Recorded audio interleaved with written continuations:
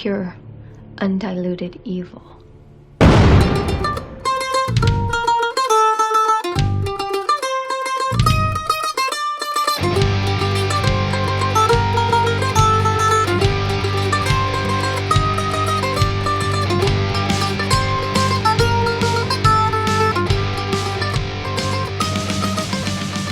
Hey, y'all.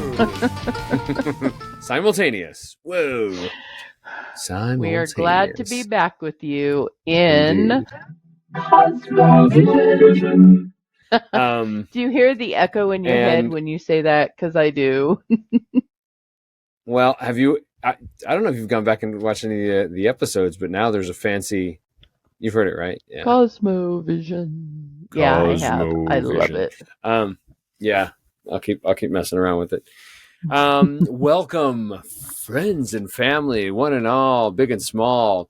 We are very excited about this episode, and we're going to let you guys know, just real quick plugins, just to be real quick about it. Solo.to/the-CTDW. You can find all our social media. That is YouTube, Rumble, Facebook, TikTok. What am I forgetting? Instagram. And Twitter. Yep. And you can catch us on any of those. Obviously on Spotify. You should know that by now. That's really our home. Yeah, that's awesome. So please go help us there. We would love for you guys to subscribe, like, listen, follow, share. Please Absolutely. share. If you Reach think it's important, share. Send us questions, comments, concerns. Get in contact with us. We want to hear from you guys too. Furthermore, if you guys would like to support us and get stuff that's behind the paywall, you can go to patreon.com/the-CTDW. Sign up for only $5 a month, $5 measly dollars.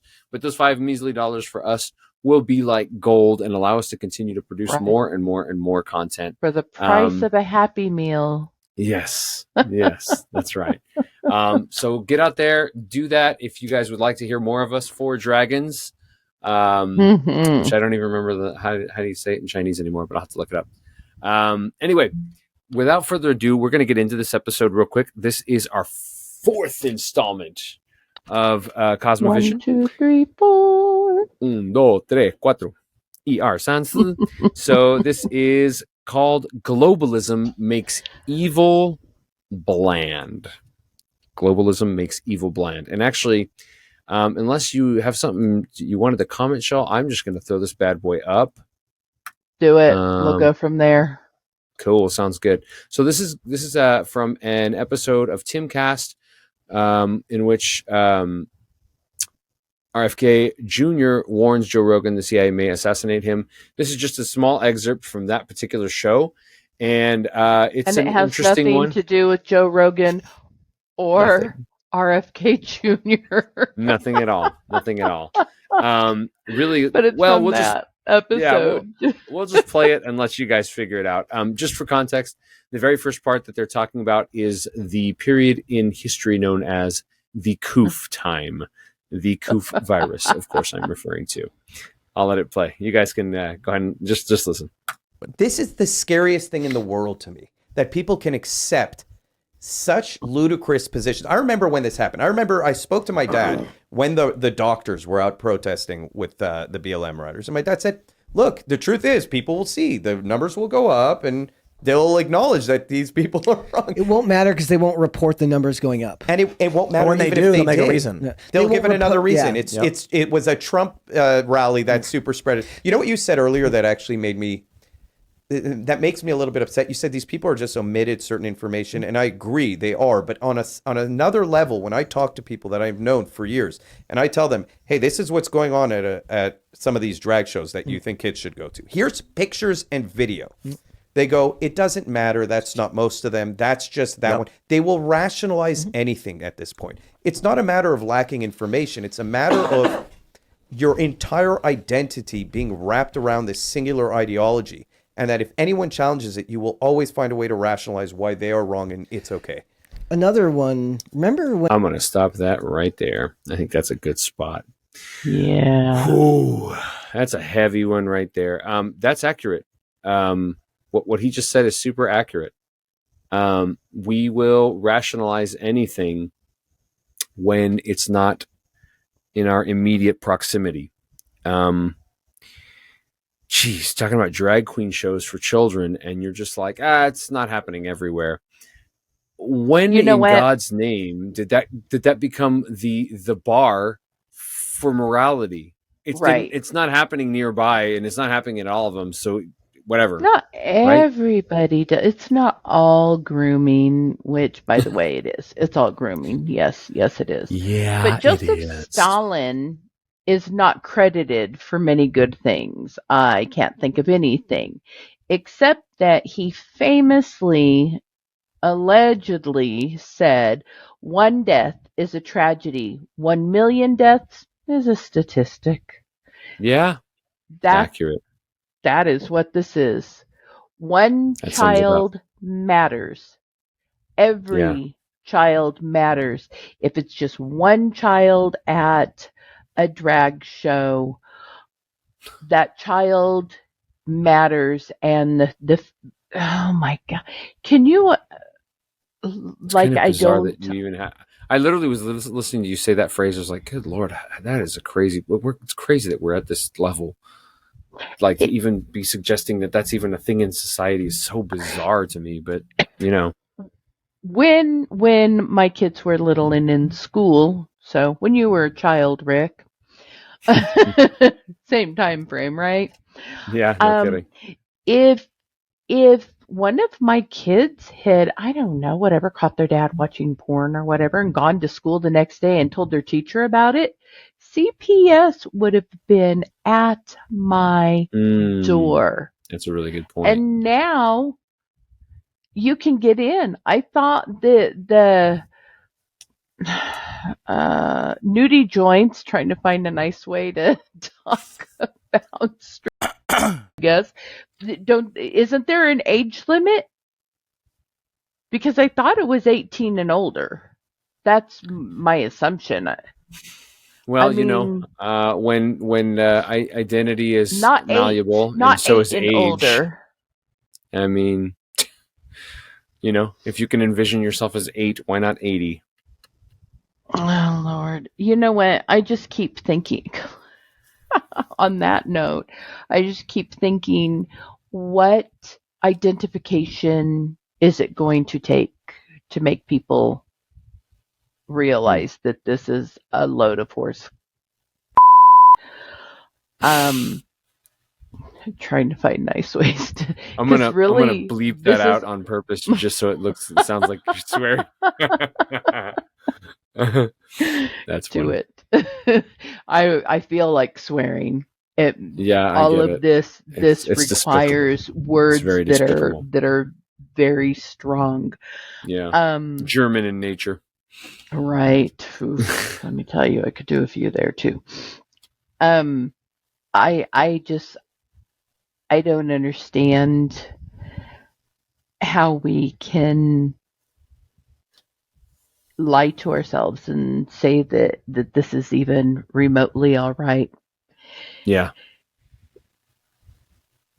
How we can say, oh, well, my kid wasn't there. I would never let my kid be there. It's like that. It's like the abortion, the pro-abortion argument of, I would never do it, but I can't tell somebody else. I can. Let me tell you, don't run over your kid. Don't poison your kid. Don't abort your kid. Oh, look, I said the same thing 3 times. Don't kill your kid. It's almost like you shouldn't do it or something. I know. Huh. Or something. It's a weird concept and all, sanctity of life. Your children matter. And as parents know, your children matter more than what you want or don't want. Goodness. Well, yeah, and that, that over-inflated sense of self-worth these days, really, which we call essentially entitlement. Well, I would say virtue signaling. Yeah. But frankly, virtue signaling is just a euphemistic expression for narcissism. That's what it is. It's all the same stuff. And talk is cheap, but getting credit for what you say and not what you do. Yeah, absolutely. Absolutely. Well, because actions speak louder than words, but they certainly don't speak in the moment, right? Right. You know, you don't see the effects of them many times until way further down the line. You know, I think well, yeah, I guess it's a good place. You know, I was thinking about this verse and it seemed really relevant to me. And so let me pull it up real quick here. This seemed super relevant to me because I actually wanted to make sure, because it's the verse that came to mind, but I wanted to make sure that it was what was actually accurate before I just started spouting stuff off, because people like to give Bible verses a lot, but they don't like to include any context. Right. And actually, let me go give you guys a little bit more context. There we go. So what was going on here when what was it I thought of? I saw it in verse 10. This is verse. I'm sorry, verse 12. My bad, guys. Because of the increase of wickedness, the love of most will grow cold. And I thought of that, and I was like, yeah, in the end times, you know, in the end days, blah blah. But then you look at the actual context, and you're like, oh, then you will be handed over to be persecuted and put to death, and you will be hated by nations, and blah blah blah. I mean, it was just very intense, you know, very clearly intense. And I should also say, this is just for you, Shell. Jesus was walking outside the temple. I mean, this is for you guys, viewers, as well. They were talking about the temple, and I instantly went, I wonder if they were comparing stuff to megaliths. I really do. I swear to you, that's what I thought. That's You great. never know, because they're talking about the end times, and then what does Jesus say? Sorry, I know this is off topic, but he says, "Not one stone." Wow, it does Yeah, say not stone. brick. Holy Well, and moly. those are stones. If you look at like Oops. what's left of the Wailing Wall. Yeah. Anyway, that's just an aside. But my point here is that we like to omit context. When the context here is that Right. there will be suffering because the warmth of people just will give out. Like, people just won't care anymore. You know, they just they don't. And frankly, in a lot of ways, people don't care anymore. If we're being really honest, right? I guess what I wanted to say is, obviously this is not the context for the end of the world. We're not there yet, but you know, we're fast approaching, apparently. Right. But I would say that this is just like in the Western world, we love to talk about linear timelines when nothing in God's timelines are linear. The way time was designed is like every other culture looks at it. It's cyclical, and I would say that this is a prime example Right. of that. So this is like a precursor, in my opinion. Do you want to say anything else about the show before I move on? I think actually, yeah, you know, when we were talking about the metaverse and how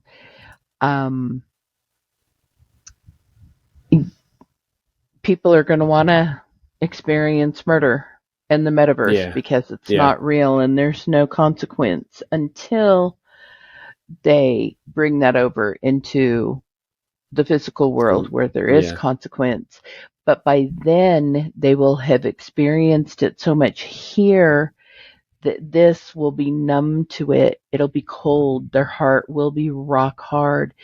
And the more we see of this and the more we look away, or the more we think, I can't do anything about it, or the more we say, my kid isn't seeing it, I can't control everybody else, and we let it go, the more desensitized we become to it.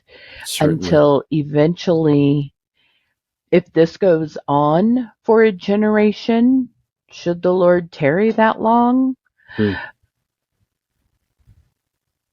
it's going to be normal to our kids. By the time your boys are adults, this will just be a normal, disgusting part of our society, and they won't know otherwise. Yeah. That's largely actually something that I really believed was exacerbated during the coup. We really kind of jettisoned towards a lot of that stuff. Hey, real quick, if you like what you're hearing, please pay attention to this. Hey, what's up, guys? Like what you hear? Want to hear more? Well, then don't waste any more time. Head over to Patreon at patreon.com/thectdw to hear this full episode. It's only $5 a month to become an exclusive member with special access to all our full episodes. Please like, subscribe, and rate us 5 stars wherever you listen to podcasts. See you at the Christian Dark Web.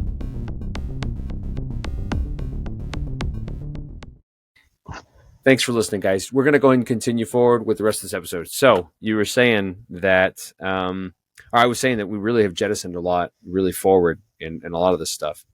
Let's go ahead and continue with this real quick, and stop me if you want to anywhere here, Sean. Okay. All right.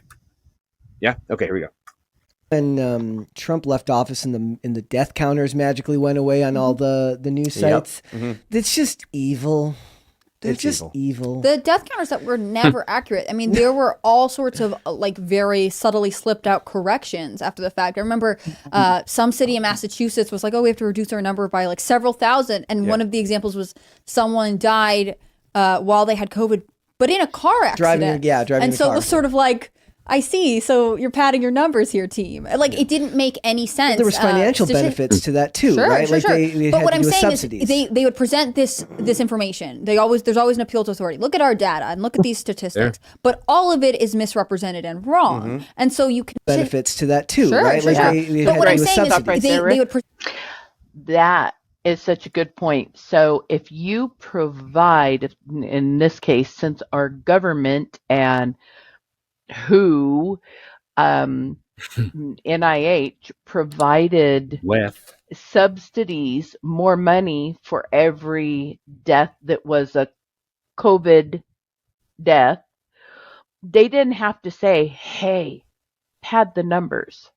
They knew that was going to be taken care of because hospitals need money. Man. They didn't have to say anything. The same way they knew that a little bit of filling your neighbor with fear would get people to give you the side eye and the ugly comments if you were not wearing a mask. Yeah. Because they got that is the same way that the Nazis got people to turn in their Jewish neighbors. Mm-hmm. You know what? The Jews have all the good houses. They've got all the good apartments. You want the apartment upstairs with the great view? Meh, too bad a Jew's there. And we know history shows us that people turned in their Jewish neighbors and moved in to their homes and appropriated their things. It was one of the most disgusting parts of modern history. Like it still makes me mad to think about it. That's a horrible thing. But our governments know, hey, they get something out of it. You wrap it up in the wrapping paper that says you are a good citizen for doing this, and they have double benefit. You don't have to say something's illegal or something is legal. All that you have to do is give tacit approval to it and some way for somebody else to benefit from it, and they're going to do it. Why do you think these drag queen story hour, whatever shows are going on?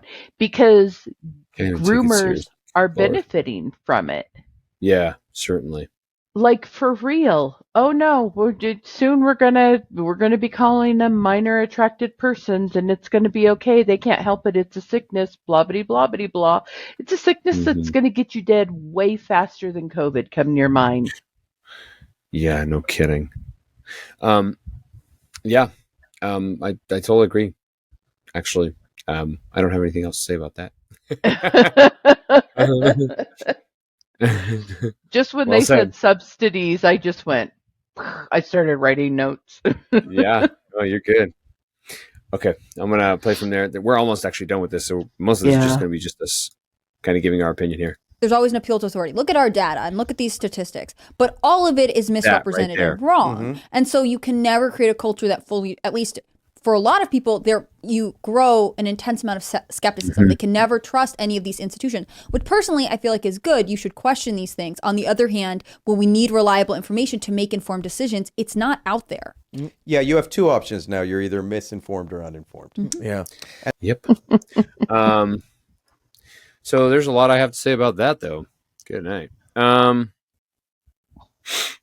So one of the things I wanted to say when she said that, I was literally thinking about when this anomalous election happened. Anomalous. I was thinking, that works well. Let's Yes. go with that description. Yes, anomalous. When it happened, I remember thinking, you know what? We don't need these people. They're a bunch of psychos. We don't need any of this stuff. They're psychos. But then, frankly, reality set in, and I was like, we do need some of these things. Like, we can't really just stop everything. We just can't. That's not a thing we can do. That kind of leads me to actually my next point, which is the manipulation of truth. So I will say that globalism certainly makes evil bland, right? But also the blatant creation of misinformation makes evil thrive and makes it more bland because, there is, what do they call it, Shell, when countries are going through, it's information fatigue. That's what it's called. Yeah, I was just thinking the same thing. Or cognitive fatigue when you fight against a lie and you know it's a lie and you just keep fighting it. Your brain gets tired. It's hard. We know we lived that in the good old Rona. Years. That was Corona. That was COVID. That's exactly what happened during COVID. I'm not going to sugarcoat it. I don't care if it's proof or not. It was COVID. We both had a hard. I remember if we didn't have a base of our friends and family telling each other the truth. Reminding each other, I know they say it so loud and so long and so much, but it's not the truth. It's not true. It was very, very hard to keep going against it. It was exhausting. Real difficult. It would have been so much easier to just be like, here's my mask. Here's Roll up your sleeve. Yeah. Shove out of pressure, as the lovely old man in the White House would say. If you guys would like to hear more, please follow us behind the paywall. God bless, guys. Thank you for watching this episode of The Christian Theological Dark Web. For questions or comments, please email us at thechristiantheologicaldarkweb@gmail.com. If you'd like to support us, please look for the Patreon link in the description. This has been another production of CTEW Studios. Thank you, and God bless.